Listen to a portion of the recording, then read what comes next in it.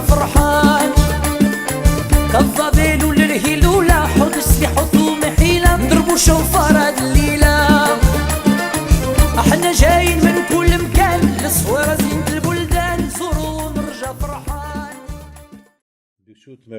Avec la permission d'Hachem, aujourd'hui, nous sommes à la veille de le jeûne de Purim, et ce Dvar Torah, c'est la Nishmat, Rabbi Sim ben Miriam alav shalom Tamsot, et sa femme Hasiba Tamsot, Bat Rachel, et la sœur Shulamit Bat Hasiba, Zechronam Livracha, et la Nishmat, mon oncle alav shalom, Rabbi Meir Pinto alav shalom, c'est un grand tzaddik qui est décédé comme hier.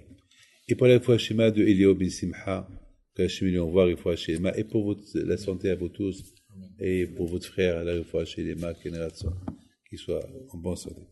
Alors, Hachem, il y a quelque chose que la Gemara nous raconte. La Gemara nous raconte que les élèves de Rabbi Shimon bar Yochai, ils ont demandé à Rabbi Shimon bar Yochai, mais Pénéma, pourquoi Haman il a fait cette gzera pour tuer tous les Juifs? C'est quelque chose qu'on ne peut pas imaginer que Hachem il peut permettre quelqu'un d'exterminer les Juifs. Vous savez que il me semble, je m'excuse de vous le dire, il me semble, on peut même se poser cette question sur la Shoah. Hitler, il a voulu tuer tous les Juifs. Et c'était l'intention de Hitler de tuer tous les Juifs. Alors, nous aussi, on peut se poser la même question que les élèves, ils ont posé à Rabbi Shimon bar Yochai. Comment est-ce possible que Hitler, si vous voyez ces déclarations et la solution finale pour les Juifs, c'est-à-dire il faut exterminer les Juifs. Alors, nous aussi, on peut se poser la question, quelle est la raison pourquoi Hitler, il a voulu exterminer tous les Juifs? Et malheureusement, il a réussi à tuer 6 millions, quand même. Bon. Haman, il n'a pas réussi. Haman, il a voulu tuer tout Am Israël, mais, Baruch Hashem, il n'a pas réussi. La Gzera a été annulée. Maintenant, les élèves de Rabbi Shimon bar Yochai posent cette question. Mais Pénéma, quelle est la raison que Haman, il a voulu tuer tous les Juifs? Pourquoi? Baruch Hashem, que la Gzera a été annulée, mais pourquoi? Et Rabbi Shimon bar Yochai leur dit, mais Péné Shinihnu, Mis'odato shel oto rasha. Parce qu'ils ont tiré profit, ils se sont régalés de la Seouda qu'il a fait Hachvérosh. Vous savez qu'Hachvérosh était millionnaire, il était milliardaire, il était billionnaire. Il a fait une fête d'Ahbel, une fête de folie, une fête de tout le monde. Tout le monde était invité à cette fête-là. Une fête qui a duré presque toute l'année. C'est-à-dire, imaginez-vous combien, en général, qu'on fait une fête, qu'on fait un gala, on le prépare 1 mois, 2 mois à l'avance, on est stressé, on est fatigué, on est crevé. Et le vol de Esav, ce fou-là de Ahashverosh, il a fait une fête qui a duré toute une année avec des boissons et des verres. Je crois qu'il a dû fabriquer des centaines de fabriques, des verres, des kilim. Et chacun qui a bu d'un verre, il pouvait le prendre. Est-ce que vous avez entendu une folie pareille? Une folie pareille, elle n'existe pas. Justement, c'est ça ce qu'il a fait, ce Ahashverosh-là. Alors, Rabotai, Ahashverosh, il avait cette fête, et les Juifs, ils étaient invités aussi. Et les Juifs, ils sont venus à cette fête. Et, entre vous et moi, ne me dites pas que les Juifs, ils ont mangé du non-kasher. Oui, ne me dites pas qu'ils ont bu du vin pas kasher. On ne va pas imaginer ça, non. 100%. Vous savez que ils savaient que les Juifs, ils ont leur loi. En plus, c'était Kaddat. En honnête. Ça veut dire que, c'est quoi Kaddat en honnête? Ça veut dire que chacun pouvait respecter sa religion. On va pas le forcer à manger du taref, par exemple. Kaddat en honnête. C'est quoi Kaddat? Dat, c'est la religion. C'est-à-dire que chacun a sa religion. En honnête, ça veut dire, c'est quoi? Honnête, on va pas obliger quelqu'un à boire du taref ou à manger du taref. Chacun, il mangeait, il buvait du kasher et manger du kasher. Donc ça veut dire que les Juifs, ils ont mangé du kasher. Alors pourquoi Akadosh Baruch Hu les a punis? C'est ça la question. Pourquoi Akadosh Baruch Hu les a punis? Je comprends s'ils ont mangé du taref. Je comprends s'ils ont mangé ils ont bu du Nesser. Bon, Akadosh Baruch Hu, il a voulu faire peur et pour qu'ils fassent teshuva. Mais là, ils ont mangé du kasher. Imaginez-vous que le roi du Maroc, il nous invite. Oh, imaginez-vous, le président Trump, il invite tout le monde, il invite la communauté aussi. Il va nous faire du kasher. Moi, je ne peux pas vous dire chez qui j'étais invité dans ma vie, et on m'a apporté du kasher. C'était des plateaux, il y avait même le rabbin qui était là-bas. Il dit, ça, c'est moi, ça a été commandé par tel et tel, et voilà. Et c'est lui-même qui me l'a apporté. Alors, parce que j'ai mangé dans un palais du kasher préparé dans une maison d'un rabbin, mais je l'ai mangé dans un palais, que le bon Dieu va me punir. Pourquoi? Mais pourquoi ils ont été punis? Parce que... C'est pas à cause de l'objet de la fête? Parce que l'objet On de va la voir, fête, c'était on va les voir. 70 ans. On va voir. On va voir. Non. Je crois que c'était des questions. Non. Ça, c'est un cours. D'accord. Vous avez D'accord. pourquoi. Alors, la question est pourquoi ils ont été punis, les Juifs, à cause qu'ils ont tiré profit. Mais quel profit? Vous savez, c'est quoi un ta'anouk? Après, on va voir. Vous savez, c'est quoi un ta'anouk? Un ta'anouk, c'est un plaisir. Est-ce qu'on n'a pas le droit d'avoir plaisir quelque part? Est-ce qu'on n'a pas le droit? Un plaisir kasher. Et là, disons, un plaisir qui est kasher. Voilà, on nous invite dans quelque part pour ça, et les Juifs ont été punis. Ça, c'est...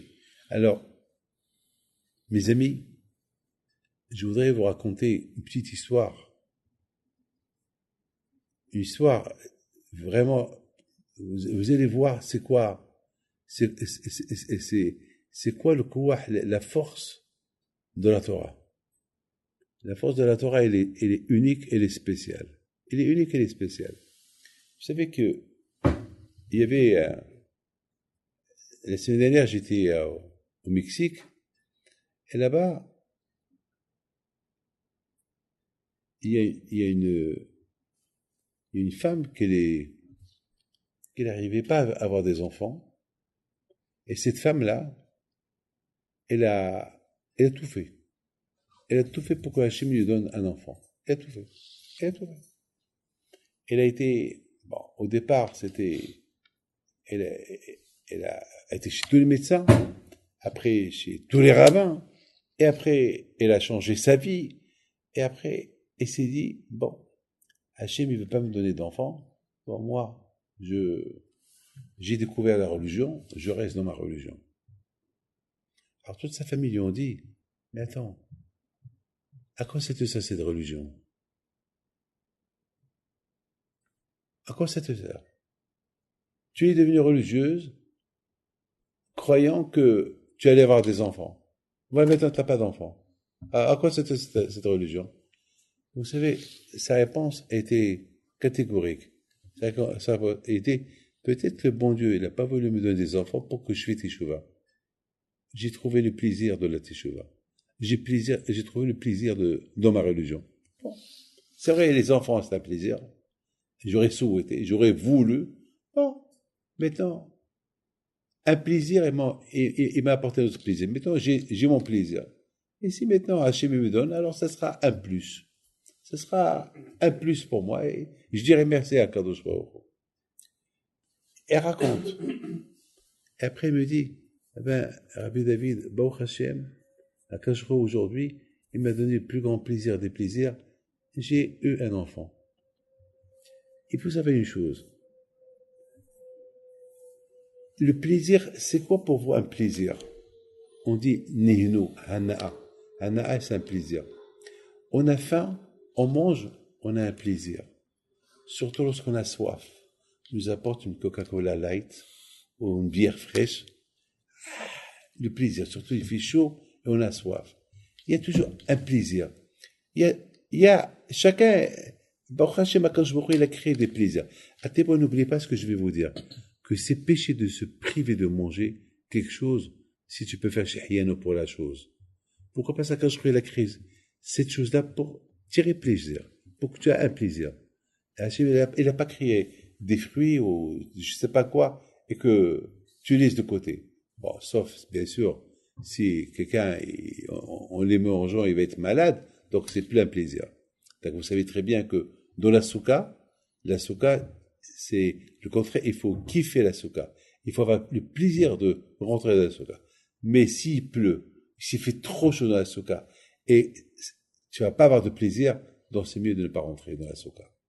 Pourquoi? Parce qu'Hachem t'a donné des mitzvot pour tirer de ces mitzvot aussi le plaisir et de les kiffer, de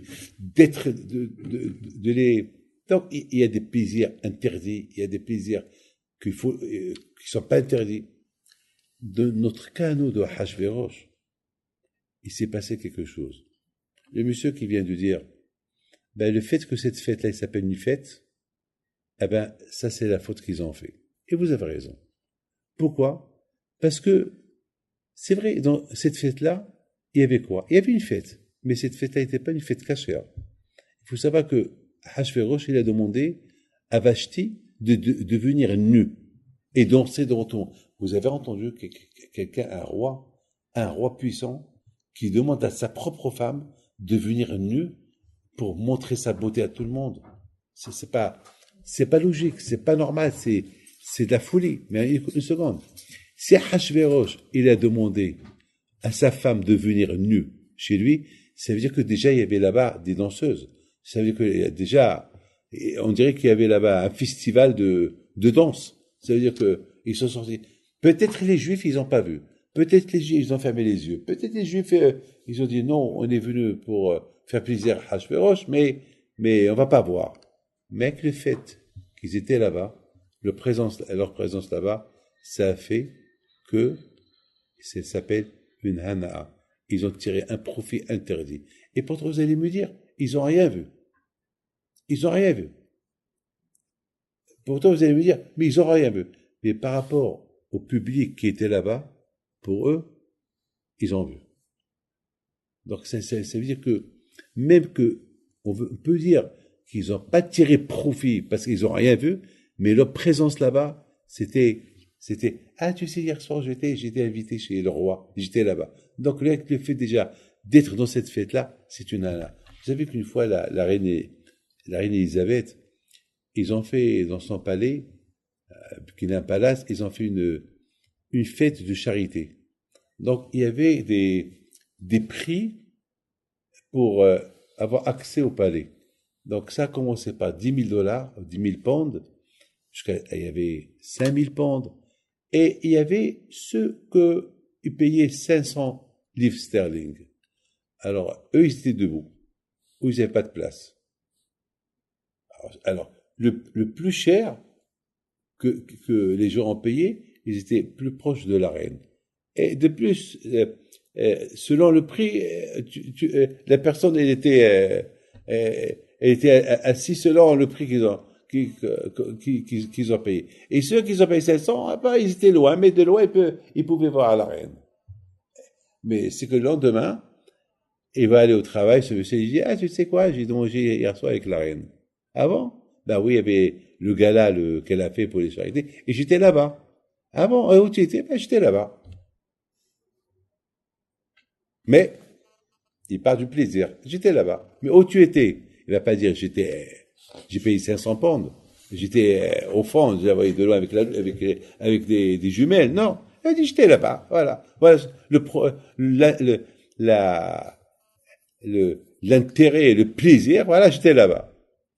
Rabotai, c'est un plaisir qu'il est surtout. Hachamim, ils disent, écoutez bien ce que je vais vous dire. Hachamim, ils disent que Ahashverosh, vous savez que Nebuchadnezzar, oui, et vous savez que lui, sa femme, c'était Vashti. Et Vashti, c'était la fille de Nebuchadnezzar, celui qui a détruit le Beth Amikdash. Ça veut dire, elle était vieille, elle était belle. Elle était vieille, hein, elle était belle. parce que était la fille de Nebuchadnezzar, le roi de Babel, celui qui a détruit le Beth Amikdash. Et ce roi-là, écoutez bien, hein, ce roi-là, il a importé de Beth Amikdash, il a détruit le Beth Amikdash, et il a apporté les vers du Beth Amikdash. Et aucun n'a osé les toucher. Et Ahashverosh, il les a touchés. Et Ahashverosh, il a même mis sur lui les vêtements du Kohen Gadol. Les vêtements, ça veut dire... Alors, ces vêtements du Kohen Gadol, ça veut dire, pourquoi il les a mis? Est-ce pour se moquer des Juifs? Ou bien pourquoi? Pourquoi il les a mis? Attends, je comprends pas. Vous imaginez un rabbin qui va mettre des vêtements d'un, je sais pas, de quelque chose, d'une autre religion qui n'est pas sa religion? Non. Hachverosh, pourquoi? C'est-à-dire qu'à quelque part, il voulait se moquer. Il voulait se moquer. En plus, il utilise les vers. 100% les Juifs, ils n'ont pas touché ces vers-là. C'est Beth Amikdash. Mais les gens, ils disaient, ah, il y avait une annonce. Vous allez voir les vers du temple qu'on a apporté lorsqu'on a détruit le Beth Amikdash. Ils vont boire dans ces vers-là. Et les Juifs, ils n'ont pas vu, bien sûr. Mais les Goïms, ils disaient aux Juifs, ça faisait partie du Beth Amikdash, hein. Et les Juifs, ils disaient oui. Au lieu qu'ils disent oui. Mais levez-vous et partez, sortez. Comment? Le Beth Amikdash est détruit. Et vous êtes en exil. Et vous êtes là, présent. Voilà encore une faute qu'ils ont fait. C'est quelque part, bon, le Beth Amikdash est détruit. Bon, les vers, ils sont plus là. Bon, allez, on est là. C'est pas ça. Ils auraient dû faire comme une révolution. Et d'après nos sages, Mordechai Tzadik, il leur a dit, mais levez-vous. Mais c'est pas bien ce que vous êtes en train de faire. Rabotai, voilà mes amis, c'est quoi le message de cette affaire de Purim? Alors, je pense pas que la réponse, elle est bien répondue. Est-ce à cause qu'ils ont tiré profit par leur présence à une fête?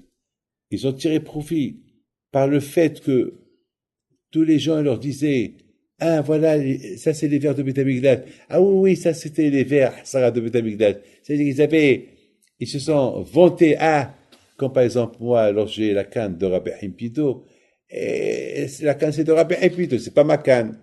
C'est quelqu'un, et je me vante, ça c'est la canne, c'est la canne, ouais, c'est la canne c'est la canne de Rabbi Himpido, ça va que je la mets contre moi. Je suis en train de tirer profit de la canne de Rabbi Himpido, un intérêt de cette canne de Rabbi Himpido. Est-ce que, au moment que je ne devais pas tirer profit de la canne de Rabbi Himpido, l'objet, la canne de Rabbi Himpido, c'est un objet sacré. On ne peut pas tirer profit. Vous savez, moi, j'ai la canne de mon grand-père, je vous donne la parole d'honneur, lorsque mon père, et lorsque mon oncle Abim Himpido me l'a confie, il m'a dit, je te la donne, je te la confie, tu fais attention. Tu fais attention. Et toujours, je la vois par respect. Je la vois par respect. Et je ne m'orgueille pas que cette canne-là, comme quelqu'un qui vient chez moi, il veut me voir, il rentre chez moi en short, bien bronzé. Et il me dit, est-ce que vous savez qui je suis? Je lui dis, non. Je suis le petit-fils de tel et tel rabbin. Je lui dis, et toi? Qui tu es? Ben, je suis le petit-fils de tel et tel rabbin. Je lui dis, tel et tel rabbin, je le connais. Mais toi, qui tu es? Elle a compris que il fallait pas. Je lui dis, si tu étais comme ton grand-père, et tu te comportais comme ton grand-père, eh ben, c'est avec joie que je t'accueille. Mais tu me dis, tu es le petit-fils de tel et tel rabbin, regarde dans quel état tu es, qu'est-ce que tu es en train de me dire? Et en plus, tu te vantes, tu es le petit-fils de tel et tel rabbin. Non, sans qu'il passe en rien du tout. Il a compris, il a dit, vous savez, Voilà. Il veut tirer profit du don de son grand-père, alors que lui, mais il ne le mérite pas. Alors, les Juifs, c'est de même. Ils ont voulu tirer profit des vers de Beth Amikdash, alors que Beth Amikdash est détruit. Si le Beth Amikdash était construit, je comprends qu'on peut tirer profit, on peut être heureux de ces vers-là. Mais non seulement que le Beth Amikdash est détruit, les goïms qui sont en train de voir de ces vers-là, et toi tu tires profit. Alors que je vois, ça ne l'aide plus. Mes amis, je voudrais simplement vous dire que Hachem, Hassu Shalom, ne croyez pas qu'Akadosh Baruch Hu, il n'a rien à faire. Tuer les Juifs, que Dieu préserve. Non. Simplement Akadosh Baruch Hu, il voulait le réveiller. Vous savez que Hachem, il a des manières comment réveiller quelqu'un. Il voulait le réveiller, c'est tout. Quand par exemple, lorsque Hachem il a dit à Abraham, prends ton fils et sacrifie-le. Vous pensez que Hachem vraiment il a pensé qu'Abraham, il doit sacrifier son fils? Non. Il voulait simplement le tester. Il voulait le tester. Beaucoup de fois, Akadosh Baruch Hu, il crée des situations pour que, soit qu'on lui montre qu'on l'aime, ou soit qu'Hachem, il veut nous montrer combien il nous aime. Combien? Quand par exemple quelqu'un qui vient chez moi, je vous donne parole d'honneur, il y a une femme qui vient chez moi hier, elle était toute souriante, toute heureuse. Elle m'a dit, Rabbi David, je viens dire merci à Hachem. Je suppose, je dis merci à Hachem, pourquoi? Eh bien, ils ont découvert la grave maladie. Et ben, Hachem, les médecins ne comprennent pas. Alors simplement, je viens, je ne sais pas qui dire merci. C'est tellement heureuse. Ça veut dire que, je lui dis, t'es contente? Elle me dit, je suis heureuse, contente. Ah, merci Hachem, merci Hachem. Au départ, les médecins, ils ont perdu espoir. Et Akadosh Baruch Hu, voilà. Beaucoup de fois, Akadosh Baruch Hu, il crée des situations pour qu'on lui dise merci. Il crée des situations pour qu'on fasse teshuva. Et Hachem, il crée une situation pour bien savoir quand. Et quand le plaisir est permis et quand le plaisir n'est pas permis. Là, les Juifs, ils se sont rendus compte. Ils se sont rendus compte que ce qu'ils ont fait, il ne fallait pas le faire. Parce que Mordechai Tzadik, il leur a dit, mais je vous ai averti. Mais comment? Beaucoup des fois, quelqu'un qui dit, Moshe Lutzato, il y a un aveugle, il y a un aveugle. Il y a un aveugle qui est né aveugle, il y a un aveugle qui fait l'aveugle. Il n'est pas aveugle, il voit, mais il fait du semblant, il fait l'aveugle. Comme ces juifs-là, ne me dites pas qu'ils ne savaient pas ce qu'ils sont en train de faire. C'est interdit. Mais ils ont fait semblant que... Ah ben, je vous pose une question. Est-ce qu'ils avaient raison de faire ce qu'ils ont fait ou pas? Ouais, j'écoute. Non, je vous écoute. Je vois que vous voulez répondre. Est-ce qu'ils avaient raison? Ils avaient tort parce que on savait à l'époque qu'ils faisaient la fête parce qu'ils pensaient qu'elle avait raté le décompte des 70 ans, donc ils fêtaient le fait qu'il n'y aurait plus jamais la reconstruction du temple. Oui. Ils avaient tort d'y aller. Il y a une autre question, est-ce que le fait Non. de pas Est-ce que les Juifs, lorsqu'ils ont été invités aussi à assister à cette fête-là de Ahasuerus, et Mordechai leur dit, n'allez pas, est-ce qu'ils avaient raison d'écouter Mordechai ou non? Ils auraient pu dire à Mordechai, ou bien ils ont dit à Mordechai, non, excuse-nous, nous, on est obligé, c'est le roi, et on est obligé d'aller. La réponse, elle est... Oui, après, il va faire des représailles contre nous.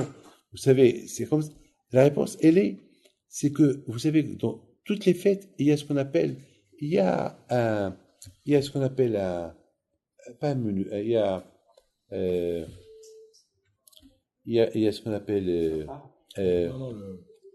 comment on appelle la feuilleuse?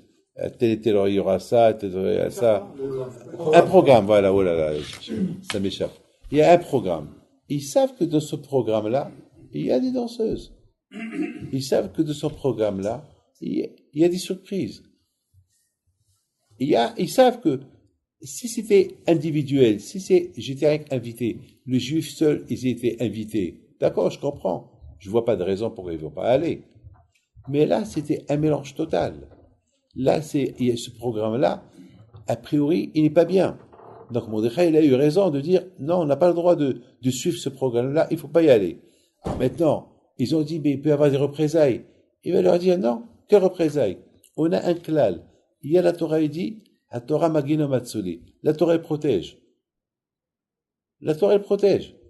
Attends une seconde, Akadosh Baruch Hu nous a donné une Torah qui est dure quand même, hein. On la protège, Baruch Hashem, et voilà, Am Israël, jusqu'à maintenant, on est là. On est là, Baruch Hashem, il faut être réaliste, on est là. Voilà, ça fait 4000 ans qu'on a reçu la Torah, on est là.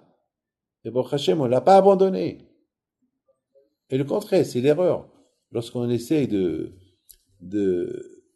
s'assimiler, on essaie parfois de ressembler à d'autres, donc c'est une erreur. C'est là qu'on tombe sur nous, c'est là qu'on nous dit, c'est nous-mêmes, on crée l'antisémitisme. Lorsqu'on respecte la Torah elle protège. Mettez ça dans la tête. Et c'était ça l'argument de Mordechai Tzadik. C'était ça son argument. C'était ça l'argument de... Vous savez, je termine. Donc, ça veut dire, il fallait l'écouter. Ah, maintenant, ils l'ont pas écouté. Alors, il y a, de la fin de la Megillah, on a vu encore une fois, les Juifs, les rabbins juifs, ils n'ont pas écouté Mordechai. C'est écrit vers la fin de la Megillah, vers Hatsoui et les Revehav. Comme maintenant, Mordechai Hayoudi, vous avez remarqué que chaque fois, Mordechai, on l'appelle Mordechai Hayoudi, hein. On l'appelle chaque fois Hayoudi. C'est la première fois dans l'histoire qu'on appelle quelqu'un Hayoudi. Pourquoi? Parce que Mordechai, à cette époque-là, il voulait montrer à tout le monde son judaïsme. Le mot Yehudi, c'est le nom de Dieu. Yehudi, c'est du verbe Yehuda. Le nom de Dieu. C'est pour ça, j'ai vu dans des livres qui disent, pourquoi on s'appelle Yehudim? On nous appelle Yehudim, parce que on croit en Dieu, il y a le nom de Dieu et les surnoms. Donc on est attaché à Dieu. Yehudim.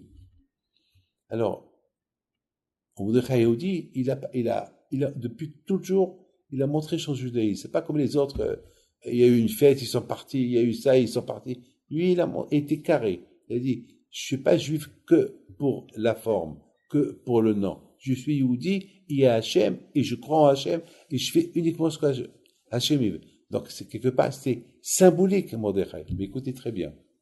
Vers la fin, une fois que le miracle est venu, une fois que Haman a été pendu, ses enfants, ils ont été pendus, et et le contraire, et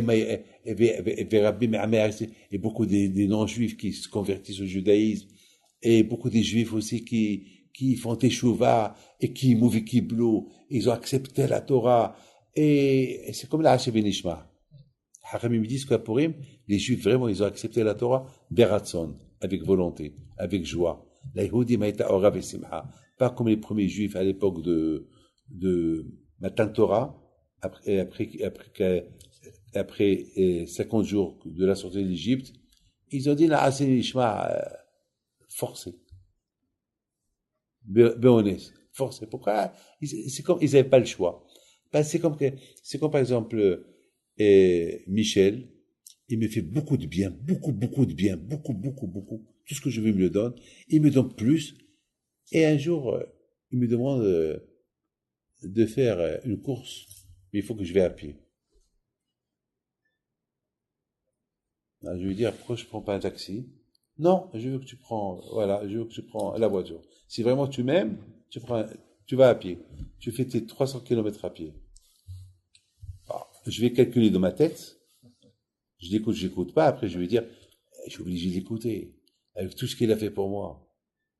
Et il m'a acheté un avion, si Dieu veut. Il m'a acheté un avion. Il m'a acheté des maisons. Il a fait ça. Mais tu me demandes que je fais 300 km, j'achète un paquet de cigarettes, mais il faut que je fasse 300 km. Bon,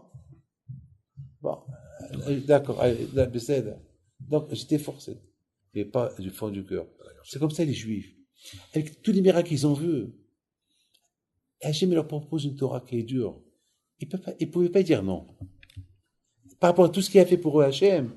Donc, allez, d'accord. Donc c'était béonès. C'était comme forcé. Ils ont accepté la Torah forcée. Mais quand est-ce qu'ils ont accepté la Torah? Beratson, marche avec joie, lorsqu'ils ont vu ces miracles-là. Et ils ont dit, Hachem, t'es super, on t'adore, on t'aime, on est prêt pour toi pour tout. Mais il s'est passé quelque chose de bizarre. Mordechai, il écrit dans la Megillah je suis aimé pas uniquement une majorité des rabbins, mais il y a une minorité qui m'aime pas. Ils m'ont pas accepté. Alors moi j'ai posé la question. Mais cette minorité, s'il n'y avait pas Mordechai, ils seraient pas là aujourd'hui.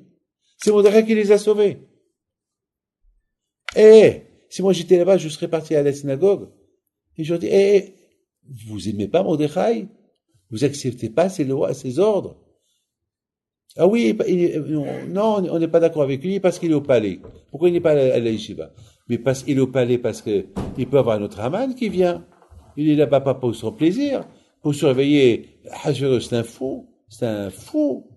Il peut venir quelqu'un, il embrouille sa tête et il va devenir contre nous. Ah, pourquoi tu l'aimes pas? Et c'est bizarre. Même Mordechai, il a écrit dans la Megillah, alors qu'en général, Mordechai, c'est l'acteur. Mordechai, c'est le héros. Il ne devait pas écrire ça sur lui. Le contraire, il devait écrire que les bonnes choses qu'il a fait, que tout le monde accepte, et tout le monde a accepté de faire la Megillah, et tout le monde a accepté tous ces décrets. Pourquoi tu écris qu'il y a des gens qui sont contre toi? C'est pas. Vous avez un roi qui se critique lui-même. Eh ben, c'est ça la vérité de la Torah. Mordechai à Tzadik, il a réalisé que ces gens-là, ces rabbins qui l'ont quitté, ils ont raison. Si il n'aura pas donné raison, eh ben, il n'aurait pas écrit dans la Megillah. Pourquoi il leur a donné raison? Parce que Mordechai, il a dit, ben oui, ils ont raison. Pourquoi ils ont raison? Parce que lorsque on s'attache à Dieu, il faut aller jusqu'au bout. Ou tu penses que Dieu te protège, ou tu doutes encore. A priori, si David Pinto, si moi je suis dans le Hémet, dans la voie de la Torah, j'ai rien à craindre. J'ai rien à craindre. J'ai pas peur d'un autre Haman. Déjà, le vrai Haman, il a rien pu faire pour moi. Et surtout maintenant, parce que, pourquoi il est venu le premier Haman? Parce que j'étais loin d'Hachem. Et maintenant que je suis proche d'Hachem, pourquoi il va venir un autre Haman? Donc je perds mon temps. C'est ce qu'ils ont reproché, les rabbins à Mordechai.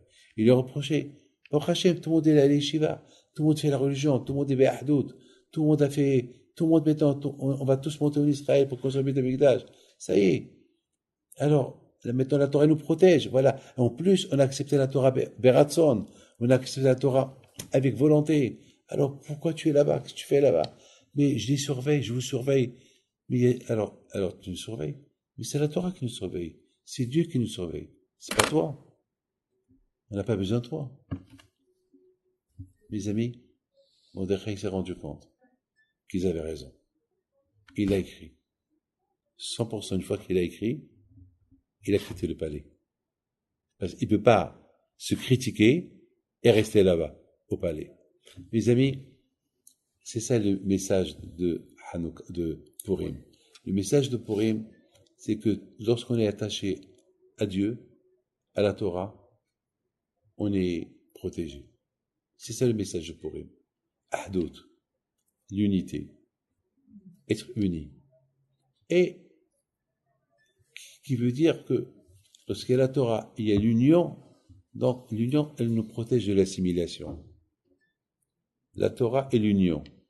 Mais lorsqu'il n'y a pas la Torah, il n'y a pas l'union, et qu'on ne respecte pas les rabbins, et on ne les écoute pas, les portes ils se sont ouvertes à tout. Que Dieu préserve. Que Dieu préserve. Donc, avec l'aide d'Hachem, que le bon Dieu vous protège, Amen. et qu'Hachem, il vous donne toujours, Be'ezat Hachem, longue vie. Rien que de trouver profit et intérêt et plaisir dans la Torah.